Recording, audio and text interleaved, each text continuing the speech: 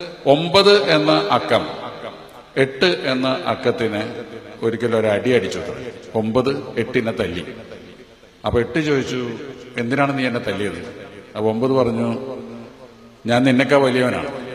നിന്നെക്കാ വലിയവനായ എനിക്ക് എന്നെക്കാൾ താഴെയുള്ള നിന്നെ തല്ലാം. അപ്പൊ 8 7നെയും തല്ലി. 7 6നെയും, 6 5നെയും, 5 4നെയും, 4 3നെയും, 3 2നെയും, 2 1നെയും തല്ലി. അപ്പൊ 1 നോക്കുമ്പോ താഴെ തല്ലാൻ വിലയുള്ള ഒന്നുമില്ല, 0 മാത്രമേ ഉള്ളൂ. 0ത്തിനാണെങ്കിൽ വിലയില്ല, 0ത്തിന് തല്ലിയിട്ട് കാര്യമില്ല.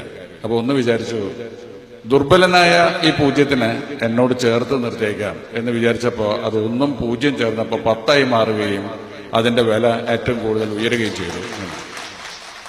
അപ്പോ താഴേക്കിടയുള്ളവരെ, ദൗർബല്യമുള്ളവരെ, നമ്മൾ നിസ്സാരവരാണെന്ന് തോന്നുന്നവരെ ചേർത്ത് പിടിക്കുക എന്നുള്ള സന്ദേശമാണ് ആ കഥയിൽ ഉൾക്കൊള്ളുന്നത്.